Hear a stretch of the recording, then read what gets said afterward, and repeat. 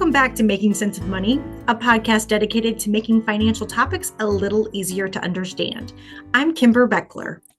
And I'm Andrew Pellegrini. Since Making Sense of Money is all about finances, we often bring on guests to talk about things related to economics and regulation. But today's topic might surprise you a little bit. We have a special guest on, Vaughn Bentley, the Deputy Director of Cannabis Control for Illinois, to talk about the economics of cannabis in Illinois. So Vaughn, would you like to introduce yourself to our listeners and talk a little bit about your role as the Deputy Director of Cannabis Control? Sure. So my name is Vaughn Bentley. I work for the Illinois Department of Financial and Professional Regulation. I'm the Deputy Director of the Cannabis Control section here. What that means practically is I oversee the licensing and regulation of the retail side of cannabis. So all of the cannabis dispensaries that we have in Illinois, that is what I oversee. That's what I take care of. I work closely with all of the other cannabis regulators as well in Illinois, from the Department of Agriculture, from the Cruz office, and all of the other, I think it's 13 agencies that we have that oversee cannabis. That's a lot of different people to coordinate with and collaborate with. Yeah, it definitely brings its own unique challenges, but we get a very diverse viewpoint and a lot of diversity of ideas. So it ends up making our industry and the regulations a lot stronger because of that. That's excellent. So can you describe the structure of the cannabis industry? You kind of alluded to the regulation aspect, but can you kind of elaborate a little bit more? Yeah, so Illinois is unique in that we are one of the few states out there. I think we might be the only one that has cannabis spread out among different agencies. A lot of other states, it's all housed in one commission, board, agency. There are a lot of different structures out there. So Illinois is the only one where it's multiple different agencies all overseeing it. The two main regulators, though, are the Department of Agriculture, who oversee the production side, and then us at the Department of Financial and Professional Regulation, who oversee the retail side of it. In terms of the business structure, though, it all starts from the grow, which is the cultivators, the infusers, the craft grows, and then all of the product that's grown, produced, created is sent to licensed dispensaries where it's then sold to customers. All of that is tracked through our seed to sale system. Vaughn, that's really interesting. Thank you for elaborating on that for our listeners. So next up, what are some of the key economic benefits that Illinois has experienced since the legalization of adult use cannabis in the state? I mean, the main key economic benefit that Illinois has experienced is really the amount of sales as well as the amount of sales tax that we take in. In fiscal year 2024 alone, we took in $1.7 billion in sales. And that we are routinely setting records for ourselves on how much cannabis is being sold. This is a multi-billion-dollar industry. In the calendar year of 2024, I think the last projection is we should be hitting about $2 billion in sales total. And that works out to about $424 million in taxes that were collected in fiscal year 2024. And that remains relatively consistent. It's usually about 400 to 500 million in taxes that are collected and then reinvested. That's just such a significant amount of money and revenue with such a large industry. I kind of have a surprise question that I didn't put in. So hold on, she's infamous for these. Vaughn is infamous for doing surprise questions. So I apologize. She does them to me. Don't love it. So with this really broad industry, what are some of the potential risks that you're looking at from a regulatory view for dispensaries and for consumers? Yeah, so especially as a regulatory agency, and this has been true for everywhere I've worked within IDFPR. I've worked with this agency for roughly 10 years now and have been in cannabis about the last 3 years, I think. But public health and safety is always our number one concern. That includes both consumers as well as the people we license. So the biggest real concerns that we have are these products safe? Are they being stored safely? And are the people who work there safe? Are we taking their safety into account? There have been some criticisms that Illinois is very heavy-handed when it comes to cannabis regulation, but a big reason for that is these are new products. They do have to be tested to make sure that they're safe for human consumption. And it's also a very cash heavy business. We are seeing more banking opportunities open up for cannabis businesses, but I think until there's decriminalization and a rescheduling at the federal level, a lot of the federal banks are simply going to be closed off to cannabis businesses, meaning it is a very cash heavy business. So these are thousands of dollars in sales per day, and it's mostly cash. It's not stored on a computer anywhere. So that is cash that's just sitting in a business, and we have to take that security into account when we come up with our regulations for what the vault looks like, or what security cameras we're looking at, and what security features we're looking at. Right. So there's like the physical risks with anything that you consume, there's a risk. And then there's the financial risk to the business, and potentially risks within the clientele. I know there's armed guards at some of our dispensaries in central Illinois to try to reduce that risk. And there's a lot of like line management when there's sales going on and whatnot. I think it's good that there is this regulation. I also used to work in a detox, and we didn't really do marijuana at the time, but I was aware of it and its potency, and it's gotten much more potent than it was when I was doing detox work with clients. So I'm sure it's hard to stay up on the best practices and the testing for the understanding the physical risk to consumers and how to regulate that in a best practice, and especially with the variance in some of the potency of some things. Yeah, and we really try to control for that as best we can. So one of the most common products that we see are the edible products, the products that, they're gummies, they're brownies, they're drinks. And I think Illinois made a very wise decision, as have a lot of states, to actually limit the amount of THC that any single dose can have. So the most you'll ever see in a single serving of any edible is 10 milligrams of THC. And that is fairly strong. I know some people who use a lot more regularly will need more, but for someone who's a first timer, that is more than sufficient. We also, though, limit the amount that can be in any one package as well to help better mitigate those risks. So you're never going to see a package with more than 100 milligrams of THC, so that if there is accidental consumption, we're limiting that as best we can. It's very proactive. And by doing that, you're also limiting the risk of having to go to the emergency room. That's further helping the fiscal responsibility of your consumers. That's what I was getting at, but you just said it. So thank you, Andrea. Again. I'm so sorry. Okay, Vaughn, shifting a little bit. What is a social equity applicant, and what measures are in place to ensure their participation in the cannabis industry in Illinois? So a social equity applicant is a pretty broad term. It's what we use to refer to anyone who received their license, whether it's what's called a conditional license that we at IDFPR have that allows a dispensary to start their build-out process, all the way to an operational license where they are actually selling cannabis. So that broad term covers anyone who received one of those licenses through one of our social equity lotteries. So if you take a look through the Cannabis Regulation and Tax Act, the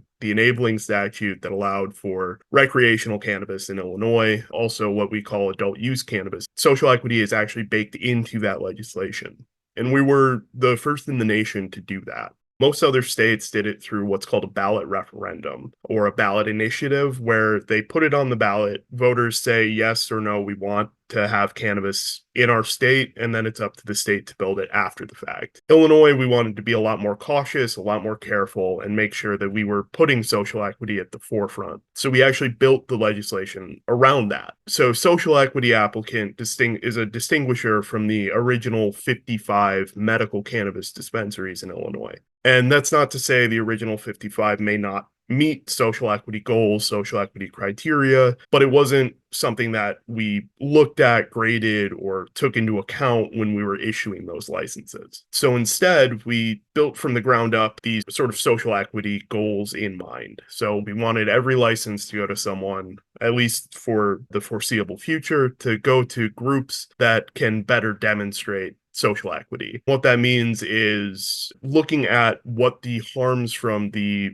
war on drugs were and trying to remediate those. So for dispensaries in Illinois specifically, we have certain, if you've lived in areas that were harmed by that, if you yourself were harmed with arrests that we now know didn't contribute anything, so these low-level drug arrests, or if you were a victim of gunshot violence, those are ways you as an individual in a group of people can qualify as social equity. At this point, the majority of dispensaries in Illinois that are operational are social equity applicants. So they are groups that met those qualifications and participated in one of our lotteries. So, Vaughn, what I think is really compelling that you mentioned, and as a colleague of yours at IDFPR, I'm really proud of the lengths that Illinois goes to ensure that we are being aware of fostering growth in minority communities with business opportunities, as well as banking opportunities, like with banking development districts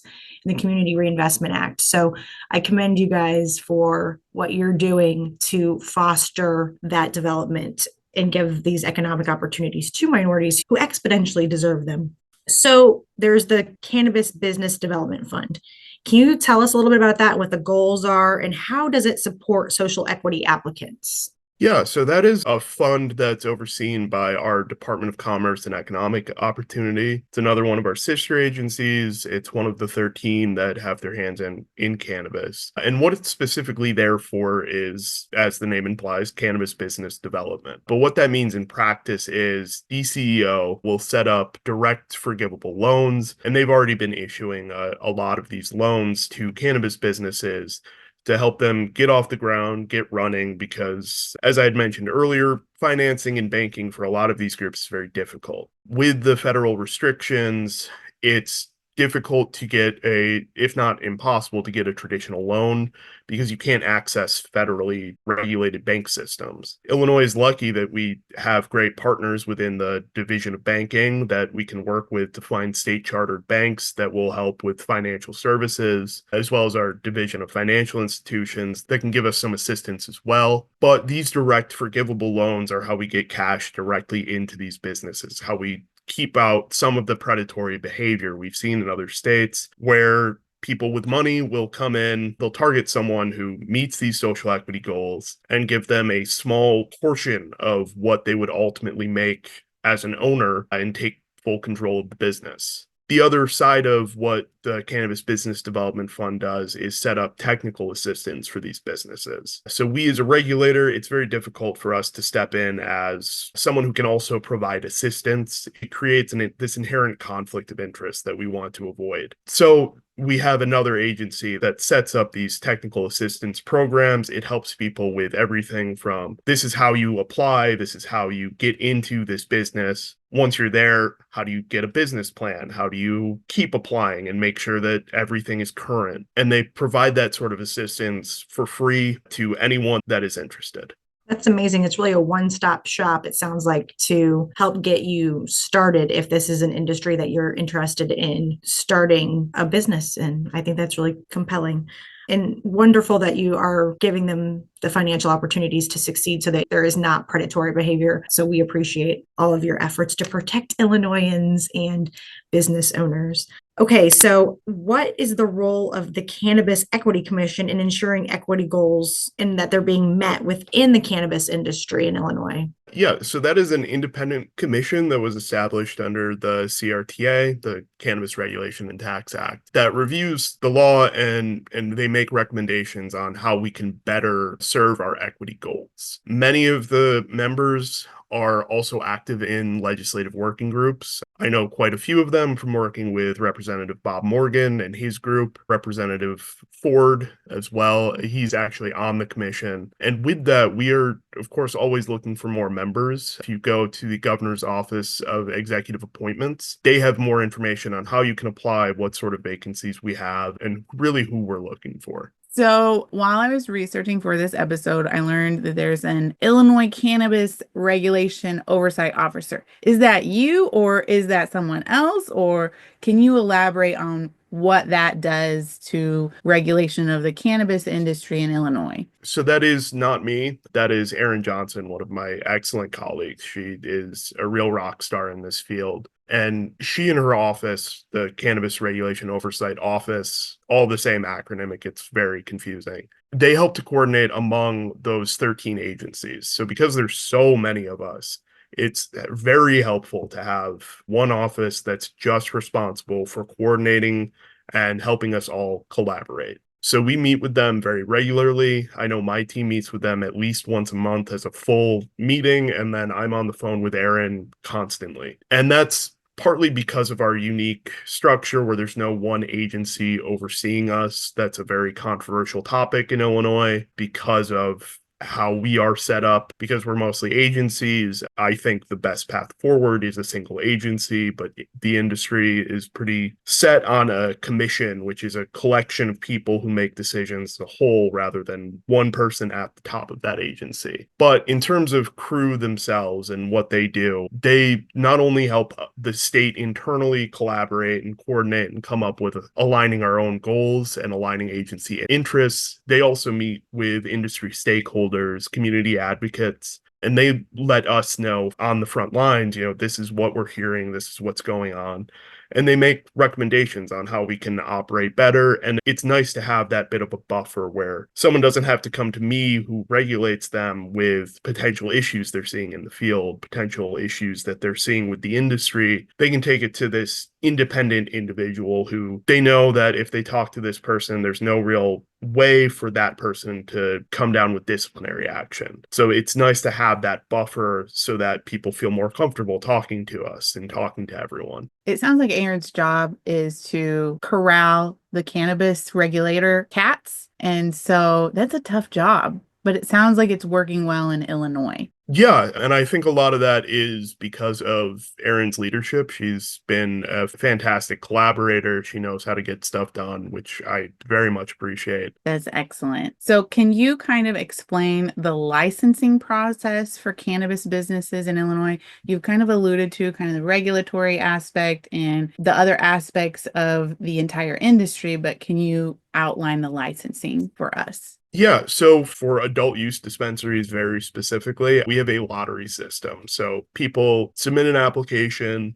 We've done this now 2 times, and those applications are of varying degrees of difficulty to fill out. The first round was very onerous. I think there were 20 some odd exhibits that you had to submit. It was very costly to apply. The most recent round, it was much easier. It was essentially, we need the people who you are in business with, their names, make sure that they are only in the lottery once, and then you're good for that part. Once we collect everyone who is interested in one of these licenses and has applied, we hold an actual lottery. So it's run by the Illinois State Lottery. I myself am not a lottery expert. I really would not know what I'm doing. So we contract with the people who are the experts. It's the same program used to run the state lottery. So it's a very rigorous, very well-supported system that we thankfully did not have to come up with ourselves. Once that lottery's run, we then will typically take a look, make sure everything checks out, make sure that these people are not only who they say they are, but that they meet all of the qualifications that we set out. And then we issue them what's called a conditional license. So that is, you can't sell cannabis quite yet. You are on the road there, though. You get a license that you can show your municipalities, you can show banks to show, hey, yes, I really am building out a license. But most importantly, it doesn't cost them anything to maintain that license. It's fully free. You only had to pay the application fee to enter the lottery so far. Once you're fully built out, you're ready to open, ready to start serving customers, we go out for a final inspection. There's another application, and then you get what we call a 1536 license. It's the actual operational license. The reason it's called 1536 is that's the part of the law it's in. And assuming everything checks out, assuming the inspection goes well, you are good to open and start serving the public. Do the applicants typically have a business plan kind of laid out when they apply for the lottery, or do they typically don't until their conditional license is distributed? So that's one of the differences between the 2 lotteries we had. The first lottery, you were required to have a business plan set up, but the second lottery, we weren't as interested because we wanted more people to be able to apply. So that's something we allowed them to develop once they actually won the license. It was no longer based on these hypotheticals of, if I win a license, this is what I think my business will look like. It's now a real, this is the business I'm building out. So it kind of transitions their mindset when they're doing the planning a little bit, which is good. We can put in the show notes some links to the UIC Entrepreneurial Support Program, who we've partnered with in the past on a few educational outreach initiatives, who has like a venture series to help you learn how to start a business. And so that might be helpful to anyone listening that wants to go this route. Thank you for elaborating, Vaughn. Of course. I think we actually had a few applicants who went through that program. So it Really? does in fact work. It's a great program from what I've heard. Well, I'll let Steve Bob know. He's the one that runs the UIC Entrepreneurial Support Program. All right. So how does the state monitor and ensure compliance of cannabis businesses with state laws and regulations? You've mentioned a couple laws and you've mentioned some compliance stuff, but what's your role look like as a regulator? Yeah, so we, of course, receive complaints like any other division within IDFPR. So that's the first way we receive complaints from anyone and everyone. They can even be anonymous, but we also go a step further. We do random physical inspections of dispensaries where we walk through, we check their product, we check their cameras, we check their vault and make sure it's working. So we are physically out on site. And that's true for us as well as the Department of Agriculture. The only real difference is how often we're out there. We do take disciplinary action if we need to, though we try to avoid that, come up with some sort of corrective plan if we can. And then additionally, the products themselves are strictly regulated. I mentioned earlier these dosing requirements, but they are also tested. Every product line has to be tested before it goes to market. Is there a frequency to the testing since they might be produced with different batches of marijuana product? Yeah, before something goes to sale, part of that batch has to be tested. Okay. It all goes on a statistical formula that is way above my head. We have people that really love math, and that's who we trust to do the stats. Exactly. So, can you tell me how Illinois ensures the safety and quality of the cannabis products sold at dispensaries? You mentioned the testing. Is it limited to that, or is there additional steps that you also take? Yeah, so there are additional steps. The testing itself covers everything from mold, which is always a huge issue anytime you're dealing with plant-based product, as well as heavy metals that can leach up through the groundwater. Pesticides, we have very strict controls over what pesticides can even be used to make sure that nothing is staying on the plant that can harm someone, and then microbes as well. So there's microbial testing. Beyond that, though, we also require any of the cannabis products in a dispensary to come from one of our licensed craft growers, cultivators, or infusers, and they are also set up to a very strict standard. I just this week was fortunate enough to tour one of our cultivation centers. They take cleanliness and safety of the product very seriously. We had to wear these full body HEPA suits that they make sure that nothing from the outside comes in to get onto that product. Additionally, we have our inspectors out physically looking at product anytime they're on site, looking for signs that it might be tampered, it might be damaged in some way to make it less safe. And if we do find that, we order it quarantined immediately and it has to be destroyed within 7 days to fully just remove it from the market as quickly as we can.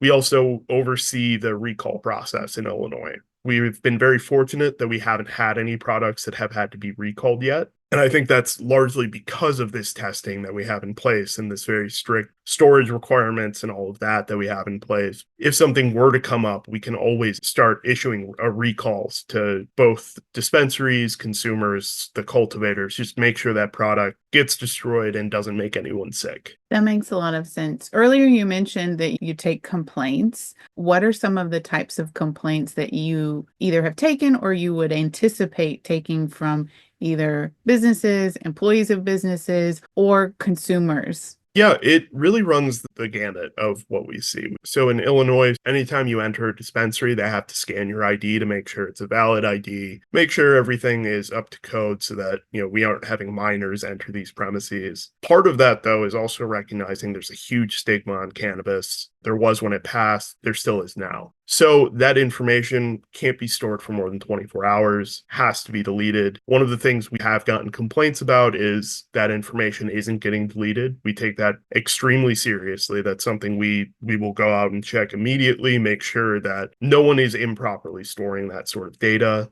We get complaints of everything from an employee was rude to me, which there's really not much we can do with those, all the way up to I was improperly denied entry to this dispensary. And we haven't substantiated any claims of discrimination, but that is something we are always looking at, is making sure that no one is being discriminated against when they're going out to seek what is oftentimes for them a medical product. I was going to say, when you mentioned the not storing data and having complaints of stored data from a medical perspective, that could be also a HIPAA violation, right? There is the potential for that. IDFPR really doesn't oversee that. That's something Right. we work with the Department of Health and Human Services, Office of Civil Rights at the federal level, but that is something we're constantly aware of and constantly on the lookout for. Speaking of the federal level, what challenges exist for businesses within the Illinois cannabis industry, considering most marijuana and marijuana products are still federally illegal? Yeah, so I think the two biggest challenges for any cannabis business operating today, given the federal illegality, is first access to reliable, safe banking methods. That's something that in Illinois, we're very lucky to have a healthy system of state chartered banks that we can partner with and help others partner with to at least access some banking services. The other big one is what's called 280E. That refers to a specific section in the federal tax code. Any business, whether it's from a single person dealing drugs all the way up to these cannabis businesses, they're not allowed to make any sort of business tax deductions on their taxes. So they are effectively taxed at, I think the last I heard was roughly an 80% tax rate. So it's very high. In Illinois specifically, thankfully, the legislature has decoupled us from the feds on that level. So in Illinois, on your state taxes, you can claim normal business deductions, but federally, you still are not able to. So even though we have high sales, it's still relatively thin margins because of that taxed income. You've clearly outlined that some of the focus of the efforts within Illinois is to help marginalized groups and individuals improve their economic well-being through this industry, and it's kind of stifled by federal illegality. Yeah, and that's something that the Cruz office has been working very hard on, is both rescheduling. So currently cannabis at the federal level is a Schedule 1 controlled substance. That means that it has a high potency for abuse and no known medical benefits. We've seen through the research that that simply isn't true. So there's now efforts to move it down to a more reasonable, though I think still overhyped, Schedule 3. That will allow these businesses to claim normal business deductions, since from my understanding, Section 280E really only applies to Schedule 1 and Schedule 2 controlled substances. The other thing that we've been very supportive of is the Safe Banking Act at the federal level that would allow cannabis businesses in a regulated market to actually access federally regulated banking products. So your traditional loans, your traditional banks. Thank you, Vaughn. That's good that there's efforts being made to try to improve that. So, Vaughn, let's pivot a little bit and talk about some of the market dynamics that we have in the state for the cannabis industry. So, how do you ensure that there's an adequate supply of cannabis to meet the needs of both medical patients as well as recreational users? I know that whenever this first became legal, they were worried that maybe there would be a shortage. How did you avoid that, and how do you avoid that? So there is a requirement right in the Cannabis Regulation and Tax Act for dispensaries to maintain an adequate supply of cannabis for both their recreational consumers as well as though their medical patients. And in Illinois, we want to make sure medical patients are taken care of, they're receiving the medicine they need. So the way we look at that is we make sure that at our 55 medical dispensaries, there are no products being held back from medical patients. So any product an adult use consumer can purchase is also available to medical patients. This was a huge issue at the start of the legislation. When cannabis first became legal for recreational use, there were some shortages and there were issues of finding products, but thankfully it was only on the recreational side. No one was going without their medicine. as long as that medicine existed. We do also work with the Department of Agriculture and industry as well to address where we see that there are shortages or gaps in the market. I know the Craft Grow Association is very committed to making sure that some of the more niche products, because they are a niche industry, are available to medical patients and seeing what they can do to help there. That's very considerate. Is there a process if there's oversupply to prevent the illegal diversion of cannabis products to maybe other states? Is that an issue? In Illinois, thankfully, it largely is not an issue. We have really not run into a point where we have too much supply, but a lot of that goes to our limited license setup. So in Illinois, right now, unless the legislature acts to change it, there can only ever be 500 retail dispensaries in Illinois.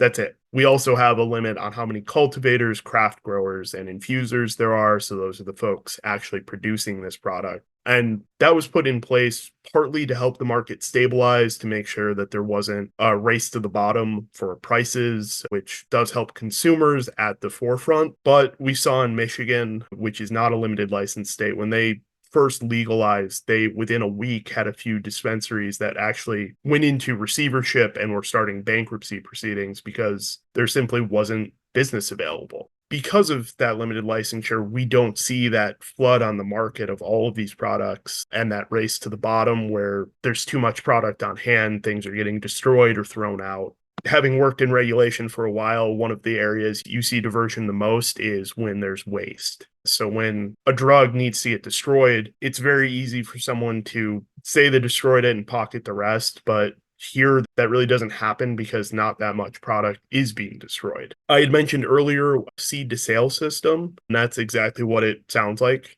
All cannabis in Illinois is tracked from the seed it's grown out of all the way until it's sold to a consumer. Who that consumer is, we have no idea, but we do know when it was sold, how much it was sold for, all of that information. And we use that data to look for discrepancies. We look for, hey, you were shipped 50 units. Why do you only have 40 units? And that's something we are constantly looking at. We also have camera surveillance throughout dispensaries, and being on camera does deter theft quite a bit. If you're on camera, it's a lot harder to pocket product. And then we have pretty strict vault requirements as well to make sure that after hours, people aren't just able to break into a store and raid their whole product vault. So I want to go back to something that you said a little bit before. You were talking about the limit to 500 dispensaries, which I think is a really good aspect of our legislation. I remember a little bit ago this year when IDFPR did a press release and had multiple people celebrate the opening of the 100th dispensary in Illinois. We're in early 2025. Do you know about where we're at right now? Has it grown a lot in the last few months, or do you think we'll reach that 500 mark in the near future? Probably won't reach it in the near future. The legislature also limits how often we can release those licenses. So right now we're at 255 potential new operational licenses on top of the 110 legacy licenses that are out there. So currently there are 242 cannabis dispensary licenses, and 132 of those are specifically social equity applicants. So that press release that we did was actually for our 100th social equity applicant that opened, which was a huge milestone for us. And then I know there was, at least internally, a lot of fanfare around the 110th license to issue, because that at that point we saw from our legacy medical market, there was now full parity with our social equity market. So there has been quite a lot of growth in the past few months. In the past 3 years, we've more than doubled the number of dispensaries in Illinois. And that's a huge milestone for both myself and my team. And I definitely would not have been able to get that done without the hard work of my team. You guys are always excelling and making IDFPR look great, and we appreciate you for that. And congratulations on all those recent milestones. I often am on the emails where you get all the applause and acclaim for your efforts, and we're proud of you. So good job, Vaughn, and good job to your team as well. Okay, my last question before I let Andrea take it back over is, I know that you mentioned that you work with so many different agencies to make all of this a reality. Do you have environmental requirements for the cannabis business, particularly with your cultivation centers and the craft growers? Yeah, the production side does have some pretty strict requirements related to water usage, water runoff. It's all made part of their application. In the first round of applications, that is something we considered as well, environmental impact. It's much less for a retail dispensary, though it is slightly higher than some other retail stores you'll see, just because a dispensary also has the security requirements that take up some electricity, as well as air filtration systems that take up additional electricity. So those environmental impacts can vary, but it's something we do monitor. And we monitor that through the renewal applications. Every time someone renews their license, they have to let us know how much energy they've used, how much water they've used. And it's something we monitor. And if it ever became a concern for one of our licensees, it's something we could take up with the Department of Natural Resources. There's a lot of things to keep in mind with all the regulations. And I mean, even if you're starting a business, you got to keep all those things in mind. So it's good that there's checks to that. So I am interested in learning a little bit more about the cannabis cultivation privilege tax. How does that impact cultivators, and how are the proceeds utilized by the state of Illinois? So the cannabis cultivation privilege tax is a 7% tax on gross receipts that's paid by the cultivators themselves. So these are these large grow facilities that you see. They're spread out throughout the state. There's 20 some odd cultivators out there. So anytime they ship product out, whether it's to a store, to an infuser who can make it into baked goods, or anything like that, they have to pay a 7% tax on the gross receipts for any of that's adult use product. It's different than the sales tax that's paid by consumers. There are actually protections in the Cannabis Regulation and Tax Act, specifically taking that off of consumers. So it's not the responsibility of a consumer or the retailer to pay that tax. And the way that's utilized by the state, part of it goes to agency operations, but a lot of it does end up getting reinvested into local communities. Thank you, Vaughn. So, in thinking about tax revenue, what percentage of cannabis tax revenue is reinvested into communities, and how are they allocated? You mentioned that it's reinvested, so I'm interested to see what that means. Sure. So every fiscal year, we have what's called the 912 fund. That's the Cannabis Regulation Fund. It is what all of our cannabis sales tax dollars go to, unless it's medical sales and medical patient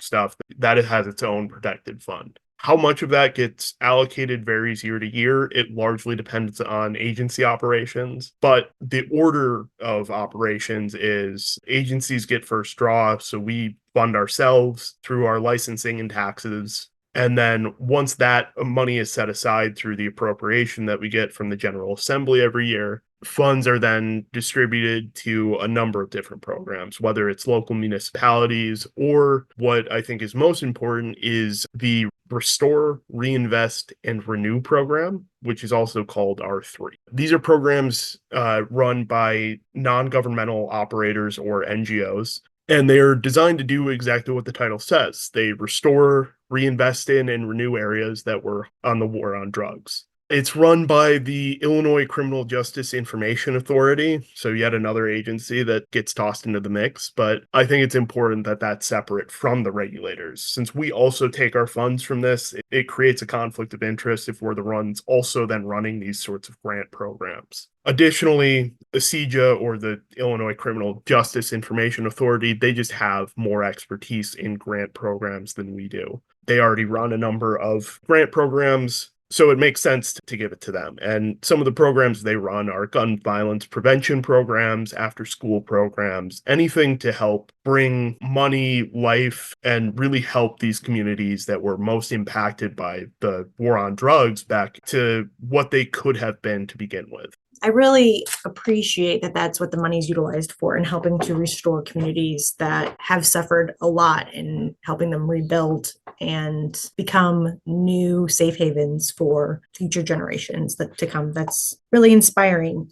So, speaking of future generations, let's just kind of go into the future of the cannabis industry. What are the next steps that you think are going to take place within Illinois pertaining to cannabis? And what developments do you think we can expect in the near future? So I think some of the most immediate next steps and next developments are at the legislative level. Being February, we've just gone through lame duck. So what the department is hoping to see during that lame duck session is there are two main bills out there that the department has had a hand in coming up with and the state very much supports. The first is HB 2911. This is a bit of a cannabis omnibus bill, which is a collection of different initiatives that are all put in one bill to help make it pass easier. And I think the biggest development that we see, assuming that this passes out of the legislature, is that now the medical products and the medical tax rate, so medical patients who buy cannabis are taxed at a 1% rate, similar to any other pharmaceutical you'd buy, versus the varying tax rates on cannabis products if you're just a retail consumer.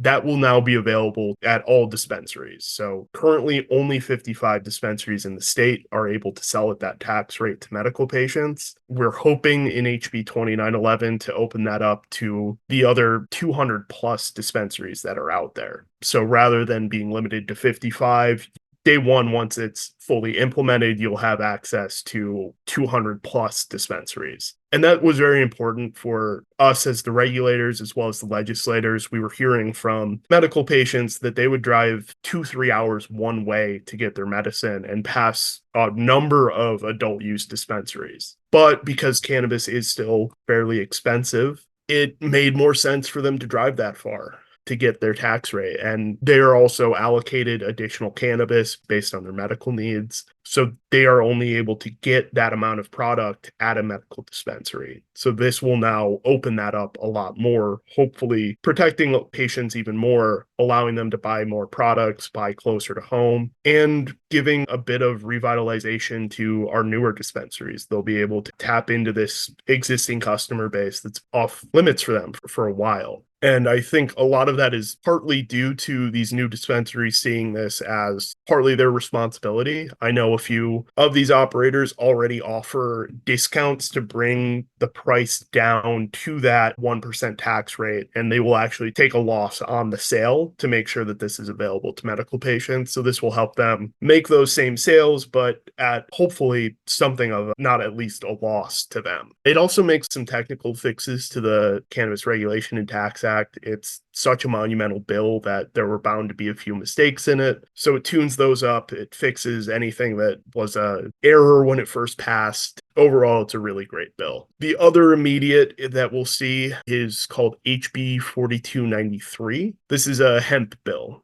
So probably what a lot of folks are seeing currently is this battle between regulated cannabis and what's called intoxicating hemp. So intoxicating hemp can look the same as a cannabis product, whether it's flower or an edible, but it's sold by these unlicensed facilities. So we don't know who's running it. We don't know what's in it, and there are no limits on how much can be in it. So what we saw at the end of 2024, and it's become all too common of a story, is school kids get into product that could look exactly like a bag of candy that you would buy at a gas station. These products are even sold at some gas stations, and they have ridiculous potencies that are not tested. We don't know what's in them. So we hope that it's only THC, but we don't know what's actually in it because they aren't required to do any lab testing. And we're seeing potencies up to 500 milligrams of THC in a single gummy, which is, I believe, 50 times the legal limit what can be in any single gummy in a regulated dispensary. So these are very dangerous. And even though there's no real worry about overdosing on cannabis, taking too much is still very bad for you. This is why we see a spike in emergency room visits, a spike in people going to the hospital because they take what should be a safe product and they don't know what's in it and they end up too high or sick from God knows what's in it. So we're really hoping that passes. It will bring those products into a regulatory framework. It'll have the labeling, the taxing, and the testing that is required to make these products safe. Looking at the non-legislative side and some of the farther off impacts, we are seeing more businesses open at this point almost every week, sometimes every day. We're seeing more and more products themselves being sold and at lower prices for consumers. So prices we're seeing start to stabilize and come down from when They were really, really high when this first started. And we're also seeing new products come to market. In the past few years, we've seen even drinks be introduced that have THC. We've seen baking kits where you can make brownies at home that have THC in them. And some of this, it is a new industry. So some of these predictions, it's kind of like shaking a magic 8 ball. There's really only so far I can go with it. But I think those are what we'll see in the near and far future as best I can predict. Those are really interesting concepts. I guess I never thought of a banking kit for this, but it makes sense when you think of it in the big scheme of things that would be perhaps an innovative, thoughtful gift, perhaps. So one thing that you mentioned when you were talking about, did you say 500 milligrams? Yes. That's wild. And one of the things I want to point out since we work at IDFPR is that, you always hear negative things about, too much regulation. We don't want regulation. But this is an instance where these are very important things that should be regulated, and implementing them protects you, your health, your finances, so that you don't have unforeseen future hospital bills like Andrea mentioned at the very beginning of the episode. I think that's an important thing to take away from this episode, that regulations matter. And this is an instance as to how they can impact your wallet, the economy, locally and statewide, and how they can just overall keep Illinoisans safe. My one last question before I let Andrea wrap it up. But we have had so much fun with you, Vaughn. Like, if you had to give one piece of really great advice to someone interested in entering the cannabis industry in Illinois, what would it be? I think to be both creative and open to new opportunities. Cannabis is a market that grew out of being fully illegal. This is a market that grew from what we now call the gray market, which was the people on the street or your local neighborhood dealer who would sell you weed. And it has changed, but part of the spirit of cannabis is creativity. It's finding new ways to enter this market. It's finding new ways to market yourself and your product. And not every job is going to look like your typical retail job. Not every job opportunity in cannabis is going to look like your typical farmer down the block growing corn or soybeans or even hemp that we are now seeing pop up in Illinois. By being creative, you can look for opportunities outside of this sort of limited pool. Owning a dispensary, owning a craft grow facility or any grow facility is really great, but it's also really, really expensive. And there is a lot that goes into it. But cannabis still is a business like any others. There are ancillary services that all of these folks need, whether it's accounting, marketing, new strategies on how to market your products. Not everything in cannabis needs a license. I think it's important that people look to those non-licensed opportunities. At IDFPR alone, we have what's called the Responsible Vendor Training Program. Every 2 years, it's odd numbered years, I think, from August 1st to August 15th, we accept applications for what are called responsible vendor trainers. This is like continuing education you would see in other fields that everyone in cannabis who touches the product is required to take. That is a great opportunity to start,